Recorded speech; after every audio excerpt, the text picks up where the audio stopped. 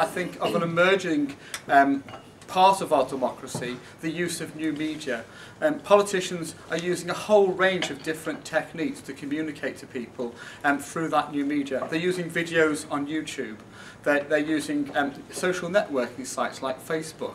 And they are using their blogs in a way which can also make the news. And I often quote the example of Adam Price, who actually used his blog effectively to forge the One Wales government and the alliance, basically to kick-start that process which led to the One Wales government. That's an example of how you can be influential in the use of your blog.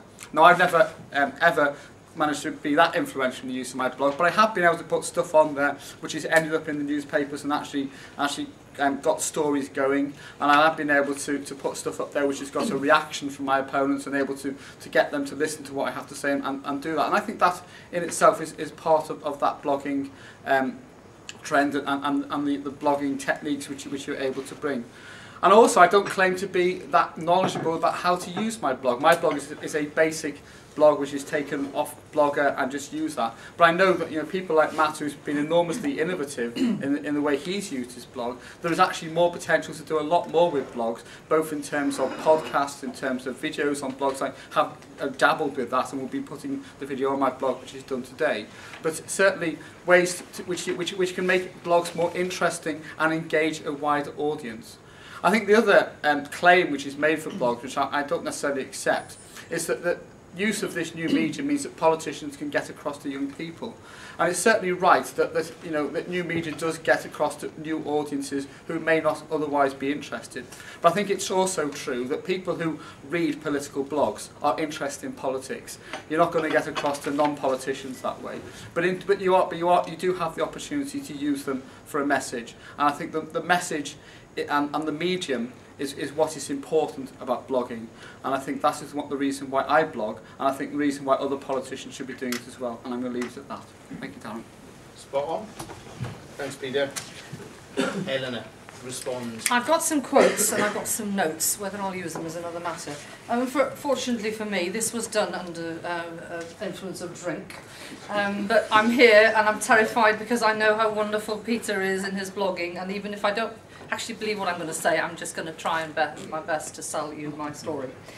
Blogs appear to be used by a disproportionately large number of headbangers and people without a life. I don't read or write blogs, I do other things. I think that was John Marrick, and I think that sums it up for me. I have another life. I am not a nerd. There is a lot of testimony to suggest that if you get involved so much in cyberspace, you will forget about reality. There is no substitute for personal contact. I'm perhaps a bit more of a traditionalist. I came into the Assembly having had another life. And, I'm a mother of two. I've done all kinds of things that everybody laughs about because they can't imagine how I've done it in my life. But that possibly is why. Because I don't sit on a bloody screen all day long, every day, thinking, I sit next to Peter Black, and I have to tell you, it's quite an experience. I try and talk to him, he's too busy, and I think, oh my God, is his head going to blow up in a minute? Because when you see the colour of his face as well, it might look as if it is. But seriously, we are here to be courteous to each other, and I will try my best.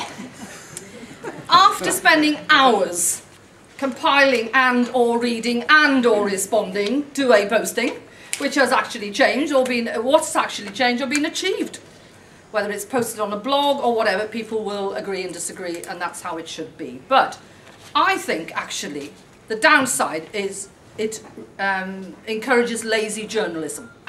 There are lots of those upstairs on and that doesn't include Betsy, by the way. But there are lots of them who sit on their bums just waiting for things to fall into their lap. And I have a fear of that, to be honest with you. Argument. Blogging allows and encourages greater participation in the political process. Unproven. Most likely that those people who take the time to post responses are already active anyway. And I'm absolutely delighted that Darren has actually put this wonderful debate up, and that he has actually expanded on it, because I did read the blogs, and I did see in the chamber, we've got all this sort of gizmos, so we can read blogs, and I do read them in the chamber. And I saw that somebody had criticised Darren, which I think was quite unfounded, that there weren't enough ordinary old folk beyond political agenda. So I'm very, very pleased we've got all these wonderful, worthy people. Blog